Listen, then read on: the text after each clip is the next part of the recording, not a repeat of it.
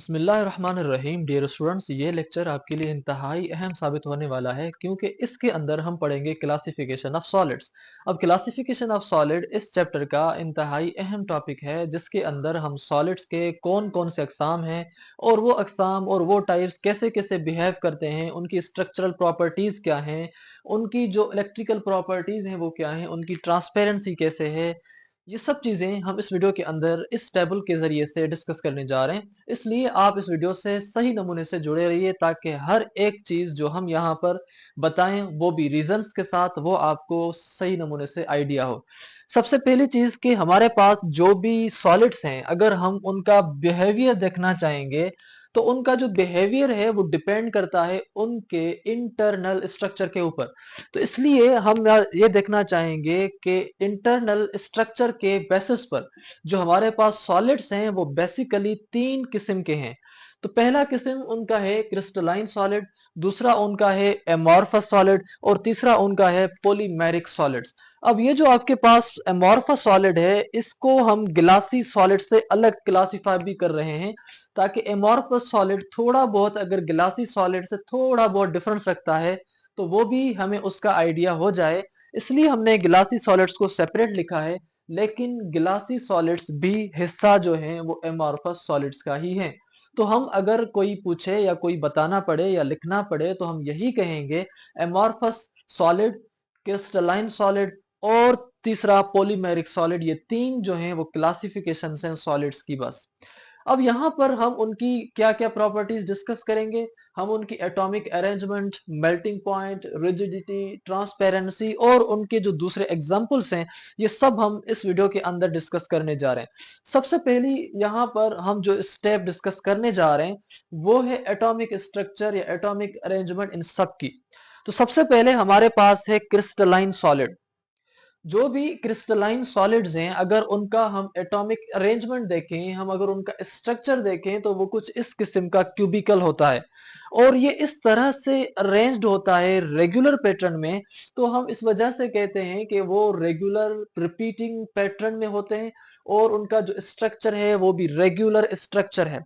अब regular repeating pattern का मतलब ये है कि ये जो पैटर्न है ये जैसे जैसे बड़ा होता जाएगा उनका स्ट्रक्चर वैसा ही रहेगा, बस सिर्फ रिपीट होता जाएगा। जिस तरह आप कहें कि एक, फिर दूसरा, फिर तीसरा, फिर चौथा, तो मतलब एक रेगुलर रिपीटिंग पैटर्न के साथ एक दूसरे से चिपकते जाएंगे, एक दूसरे को बढ़ाते जाएंगे।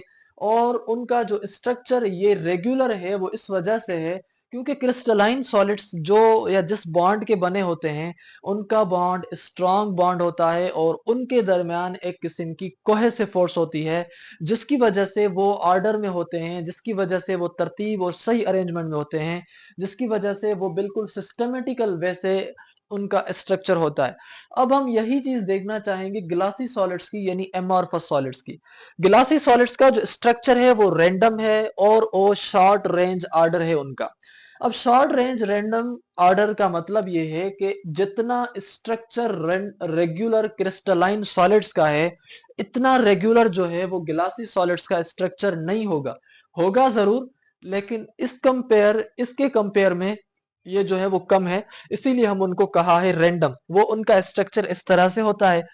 अब ये जो इनका ये स्ट्रक्चर है या ये जो इनका आर्डर है अगर इसको आप बढ़ाते जाएंगे इनकी बड़ी चेन करते जाएंगे तो ये बड़ी चेन में नहीं चल पाएंगे। इनकी जो शॉर्ट रेंज है वो शॉर्ट है, इसीलिए हमने कहा है कि उनकी आर्डर होगा, बेशक थोड़ा रैंडम ही है मगर आर्डर होगा। लेकिन वो आर्डर इतना ज्यादा नहीं चलेगा, शॉर्ट रेंज आर्डर है। मिसाल के तौर पर अगर आप आर्मी की जो लाइन्स हैं वो देखते होंगे कि वो कितनी स्ट्रेट लाइन्स होती हैं, तो वो बिल्कुल इस तरह ही क्रिस्टलाइन सॉलिड्स हैं। अगर आर्मी की जगह हम जो है वो लाइन बनाएंगे तो हम उतनी स्ट्रेट नहीं कर पाएंगे, थोड़े बहुत टेढ़े मेढ़े होंगे। तो वो स्ट्रक्चर जो कुछ ऑर्डर में है लेकिन रैंडम है तो वो आपका ग्लासी सॉलिड्स का होगा। और यहाँ पर शॉर्ट रेंज ऑर्डर इसलिए है क्योंकि ये बहुत ज्यादा लंबी कतार नहीं बना पाएंगे, लंबा उनका जो स्ट्रक्चर है वो अपने आप को नहीं कर पाएंगे, तभी तो जो हमारे ग्लासेस हैं वो जल्दी टूट जाते हैं। उसके बाद यहाँ पर आपके पास जो दूसरी चीज है वो ये है कि इनका रेगुलर स्ट्रक्चर नहीं है और इनकी शॉर्ट रेंज इसलिए है क्योंकि मॉलिक्यूल्स के पास जो अरेंजमेंट है वो as compare to in solids के वो कम अरेंज्ड हैं, जैसे कि ये अरेंज्ड हैं और ये अरेंज है। आप देखेंगे ये ज्यादा मतलब तरतीब से हैं और ये ज्यादा तरतीब से नहीं है। तो इसलिए ये शॉर्ट रेंज ऑर्डर बना पाएंगे, क्योंकि जो चीजों में डिसिप्लिन नहीं होता तो फिर वो अपना ज्यादा जो उनका तरतीब है वो रख नहीं पाते। दूसरी चीज हमारे पास यहाँ पर एमॉर्फस सॉलिड्स का अगर हम स्ट्रक्चर देखें तो वो भी रैंडम ही है तो होते हैं जिस तरह ये हैं, और इनकी भी कोई रॉन्ग रेंज ऑर्डर नहीं होता। तो एमॉर्फस सॉलिड्स को भी अगर आप देखेंगे तो वो बहुत ज्यादा लंबी कतार या बहुत ज्यादा लंबा स्ट्रक्चर नहीं बना पाते, इसलिए हमने यहाँ पर ये चीज लिखी है। अगर आप इनको देखेंगे तो ये भले स्ट्रक्चर बोर्ड जितना बड़ा हो जाए या पूरे कमरे जितना बड़ा हो जाए, ये स्ट्रक्चर बढ़ता जाएगा, बड़ा होता जाएगा, लेकिन एमॉर्फस सॉलिड का जो स्ट्रक्चर है वो टूट जाएगा, वो बड़ा नहीं हो पाएगा, वो मतलब ज्यादा लंबी कतार या लंबा स्ट्रक्चर नहीं बना पाएगा। पॉलीमेरिक सॉलिड्स में अगर आप देखें तो इनके बरक्स ये लॉन्ग चेन बनाता है और इसका जो नेटवर्क है वो रिपीटिंग यूनिट्स का बना होता है। मिसाल के तौर पर यहाँ पर ये 2 यूनिट, फिर 2 यूनिट, फिर 2 यूनिट, फिर 2 यूनिट, तो मतलब एक लंबी कतार बना देगा। तो पॉलीमेरिक सॉलिड्स जो है आपके जिस तरह देखें, आपने डीएनए की देखे होंगे, डीएनए भी जो है एक किस्म का पॉलीमर है। तो पॉलीमर जो भी चीजें होती हैं वो बहुत लंबी कतार बना सकती हैं। तो जो भी लंबी कतार बना सके जो स्ट्रक्चर सॉलिड्स का, उसको हम कहते हैं पॉलीमेरिक सॉलिड। अब यहाँ पर इसके लंबे स्ट्रक्चर होने की वजह से और इनके रिपीटिंग यूनिट्स होने की वजह से इन पॉलीमेरिक सॉलिड्स की अंदर जो है वो फ्लेक्सिबिलिटी है, वो लचक है। जिस तरह आपने देखी होगी प्लास्टिक के अंदर या नेलोन के कपड़े जो होते हैं उनके अंदर, या मुख्तलिफ जो आप प्रोटीन्स देखते हैं जिस तरह डीएनए है, तो इनके अंदर एक फ्लेक्सिबिलिटी है, एक मतलब ऊपर नीचे हो सकते हैं, इस तरह नहीं है रिजिड हो, कंप्लीट सॉलिड है, मगर फिर भी इनके अंदर फ्लेक्सिबिलिटी है। अब हम आते हैं मेल्टिंग पॉइंट के ऊपर। जो आपके पास क्रिस्टलाइन सॉलिड्स की मेल्टिंग पॉइंट है वो शार्प है। अब शार्प का मतलब क्या है और ग्रेजुअल का मतलब क्या है? शार्प का मतलब है कि मिसाल के तौर पर अगर इसका temperature 5 degree centigrade melting point है, तो ये 4 पर भी मेल्ट नहीं होगा, ये 3 पर भी मेल्ट नहीं होगा, ये 3.9 पर भी मेल्ट नहीं होगा। जैसे ही उसका मखसूस टेम्परेचर पहुंचेगा, अगर वो 4 है तो 4 पर, अगर वो 5 है तो 5 पर, उस वक्त वो शार्पली मेल्ट हो जाएगा। तो अगर कोई ऐसा सॉलिड जो अपनी मखसूस टेम्परेचर आने का इंतजार करे और वो जैसे ही उसको टेम्परेचर उसको मिल जाए और वो उस टेम्परेचर पर जल्दी मेल्ट हो जाए, तो इस किस्म की मेल्टिंग पॉइंट को हम शार्प मेल्टिंग पॉइंट कहते हैं। तो जो भी आपके पास क्रिस्टलाइन सॉलिड्स हैं, जिस तरह साल्ट है या डायमंड है या आपके पास आयरन है, सिलिकॉन है, ये आपकी शार्प मेल्टिंग पॉइंट रखते हैं। इनको आप कितना भी गर्म करें ये नहीं पिघलेंगे, लेकिन अगर उनका वो मखसूस टेम्परेचर जो मेल्टिंग पॉइंट वाला है, जैसे ही वो अटेंड होगा, जैसे ही वो रीच करेगा, तो वो जल्दी से मेल्ट मेल्ट हो जाएंगे। तो इनकी मेल्टिंग पॉइंट है मगर वो शार्प है। उसके बाद इनके जो दूसरी चीज है वो स्पेसिफिक टेम्परेचर है। अब स्पेसिफिक टेम्परेचर आपने यहां पर मिसाल समझा कि अगर इसका 4 मेल्टिंग पॉइंट है तो इसका आयरन को आप फिर दुनिया के किसी भी कोने में लेके जाएं, ये आयरन 4 टेम्परेचर पर मेल्ट होगी, 4 डिग्री सेंटीग्रेड पर या जो भी हो, तो उस पर मेल्ट होगी। तो इसकी जो भी मेल्टिंग पॉइंट होगी वो फिक्स होगी। मिसाल के तौर पर यहाँ पर हम ये बात करें कि जो सोडियम क्लोराइड है, जो नमक है, इसका जो टेम्परेचर है, मेल्टिंग पॉइंट जो इसकी है वो 801 डिग्री सेंटीग्रेड है। मतलब अगर 800 डिग्री सेंटीग्रेड भी हम नमक को देंगे तो वो मेल्ट नहीं होगा। जैसे ही उसको 801 डिग्री सेंटीग्रेड उसको मिलेगा, NaCl को, नमक को, साल्ट को, तो वो स्टार्ट या वो जो है मेल्ट हो जाएगा। तो इसलिए हम इनको शार्प भी कहते हैं और हम इनको स्पेसिफिक टेम्परेचर भी कहते हैं। स्पेसिफिक क्यों? ये इनका मखसूस टेम्परेचर है, ये एक ही इनका टेम्परेचर है।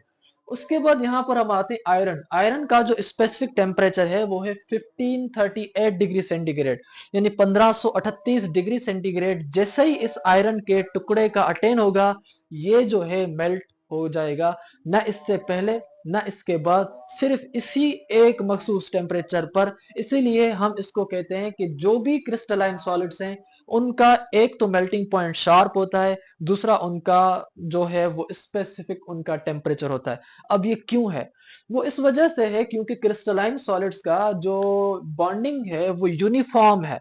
जैसे आप देख रहे हैं कि यूनिफॉर्म का मतलब है एक सही ऑर्डर में, एक सही तरतीब में। तो बिल्कुल एक पैटर्न नमूने से सही है।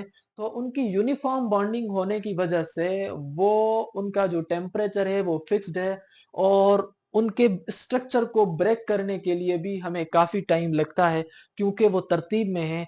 जो भी चीजें तरतीब में होती हैं, जो भी चीजें ऑर्डर में होती हैं, उनको तोड़ना मुश्किल हो जाता है। इसलिए कहते हैं कि भाई अगर आप जंग में हो तो आपने पीठ फेर कर नहीं मुड़ना। उसकी वजह यह है कि तरतीब टूट जाती है, ऑर्डर टूट जाता है, जिससे यह होता है कि वो चीजें कमजोर हो जाती हैं। इनके ऑर्डर स्ट्रांग होने की वजह से, इनकी बॉन्डिंग यूनिफॉर्म होने की वजह से, ये इनकी जो मेल्टिंग पॉइंट है वो भी शार्प है और स्पेसिफिक है। ये बिल्कुल एक किस्म के सीसा पिलाई दीवार की तरह मखसूस टेम्परेचर पर ही जो है वो मेल्ट होंगे और मजबूत होते हैं। उसके बाद अगर आप मेल्टिंग पॉइंट देखना चाहें ग्लासी सॉलिड्स की, तो इनकी मेल्टिंग पॉइंट ग्रेजुअल है, मतलब स्लोली वो जो है मेल्ट होंगे। तो मतलब ये नहीं है कि जैसे ही मखसूस टेम्परेचर पर पहुंचे तो वो मेल्ट होना शुरू हो, ऐसे नहीं है। उनका ये है कि वो ग्रेजुअली आहिस्ता आहिस्ता आहिस्ता मेल्ट होते जाते हैं। अब यहाँ पर दूसरी ये है कि इन क्लासी सॉलिड्स का जो मेल्टिंग पॉइंट वाला टेम्परेचर है, इनकी रेंज है, इनकी कोई मेल्टिंग एक पॉइंट नहीं है, इनकी एक मेल्टिंग रेंज है जिस रेंज पर वो मेल्ट होंगे।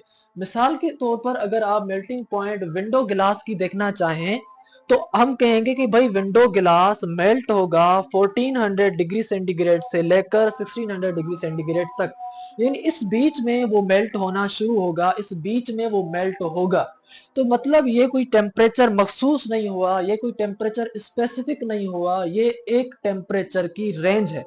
इसीलिए हमने कहा कि जो भी आपके ग्लासी सॉलिड्स होंगे उनकी जो टेम्परेचर की रेंज है वो होगी, और वो ग्रेजुअली मेल्ट होंगे, उनकी जो मेल्टिंग पॉइंट है वो ग्रेजुअल होगी। उसके बाद सेम इसी तरह आपके एमॉर्फस सॉलिड्स भी होंगे। एमॉर्फस सॉलिड्स की भी जो मेल्टिंग पॉइंट है वो ग्रेजुअल होगी, वो Aahista Aahista slowly and gradually बेतरतीब जो है वो आपका मेल्ट होना शुरू होगा over a range of temperature, यानी कि इसका भी कोई मखसूस टेम्परेचर गिलासी सॉलिड्स का स्पेसिफिक नहीं होता।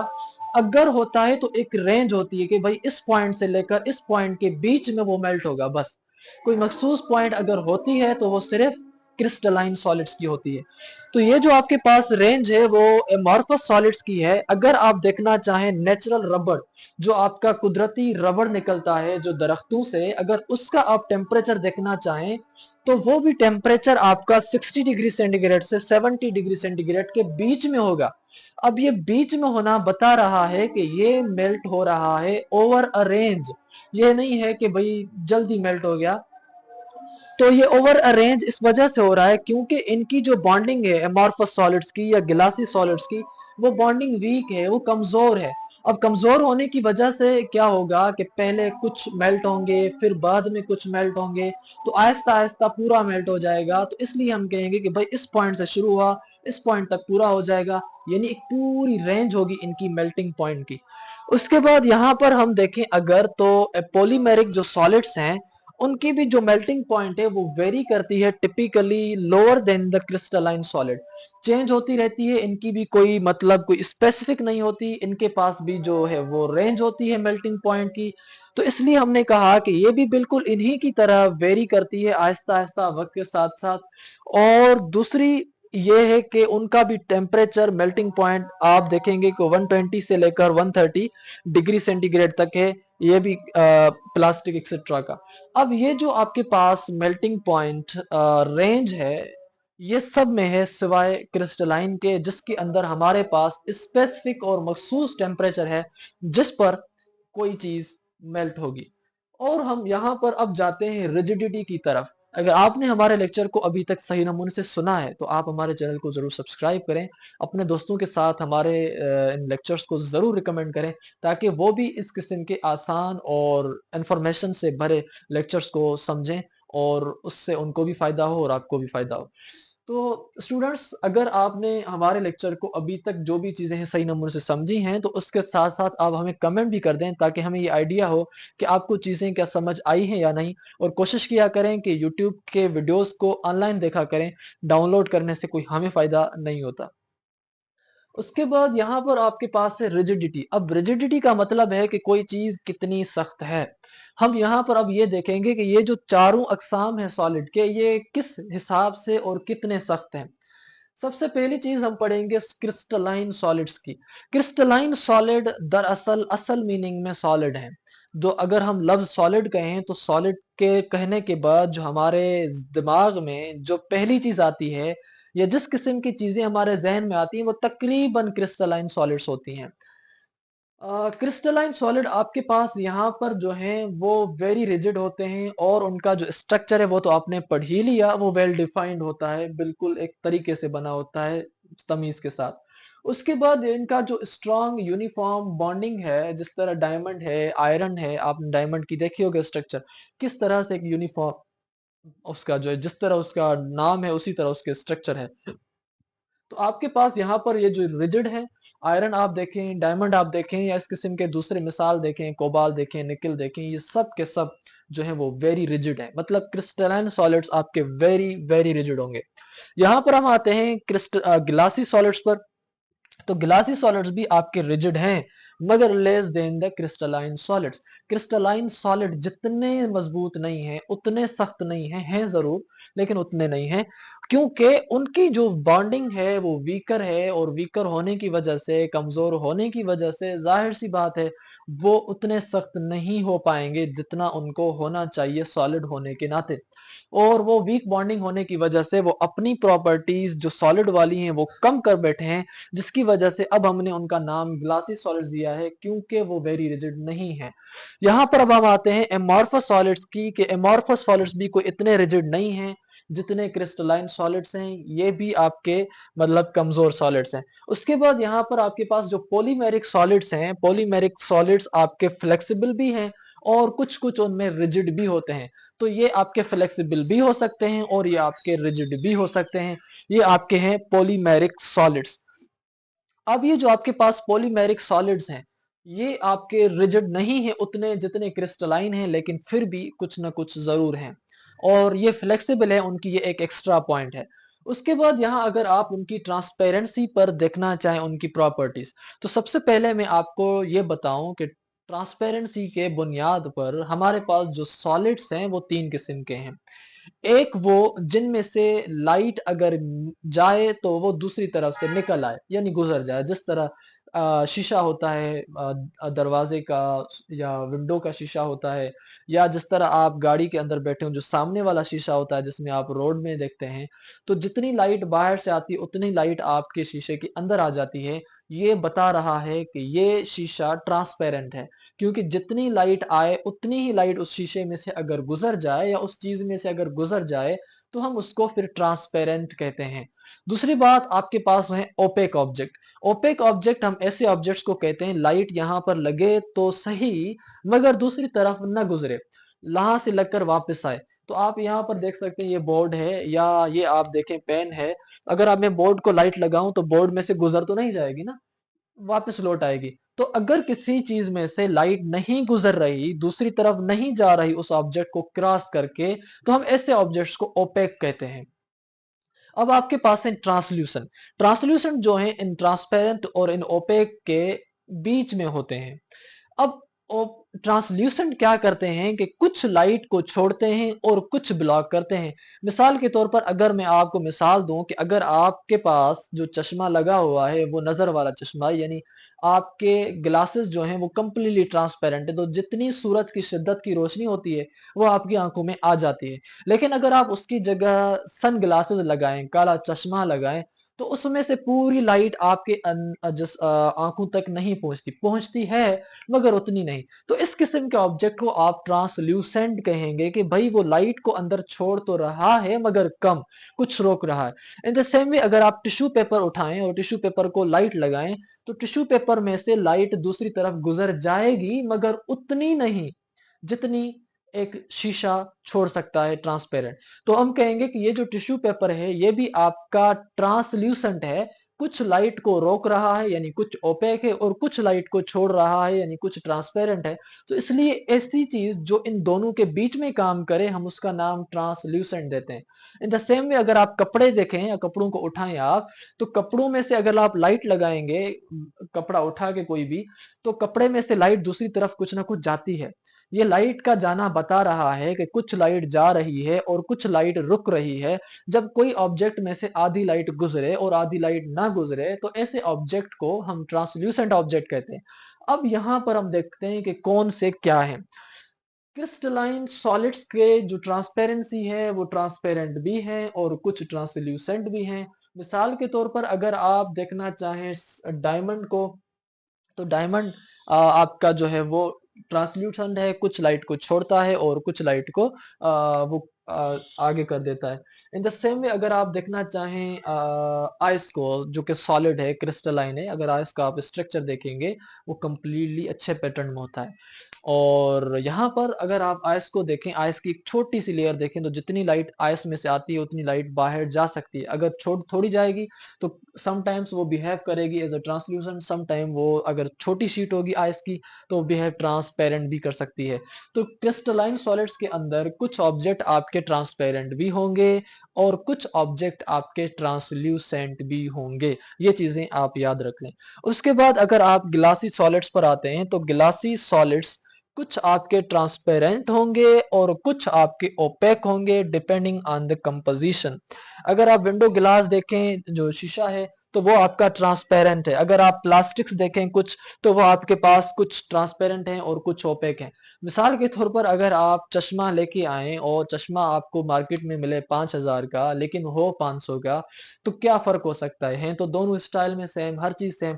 फर्क ये है कि एक चश्मा जो 5,000 का आपको मिला था वो बना हुआ था गिलास का, वो चश्मा जो आपको मिल रहा है 500 का या 100 का वो बना हुआ है प्लास्टिक का। तो प्लास्टिक का अगर चश्मा बन सकता है तो इसका मतलब प्लास्टिक भी ट्रांसपेरेंट हो सकती है, तभी तो उसके चश्मे बन रहे। तो मतलब ये हुआ है कि ग्लासी सॉलिड्स में या एमॉर्फस सॉलिड्स में आपके कुछ ट्रांसपेरेंट आ सकते हैं, क्योंकि ग्लासी सॉलिड भी एमॉर्फस का हिस्सा है। तो अगर आप ग्लासी सॉलिड्स को कह सकते हैं कि वो एमआर ट्रांसपेरेंट भी हैं और ओपेक हैं, तो आपके एमॉर्फस को भी हम कह सकते हैं। हमारे बुक के अंदर सिर्फ ओपेक लिखा है, लेकिन ये ग्लासी सॉलिड एमॉर्फस का हिस्सा है। इसलिए अगर ग्लासी आपके ट्रांसपेरेंट और ओपेक हैं तो ऑटोमेटिकली एमॉर्फस सॉलिड भी हो जाते हैं।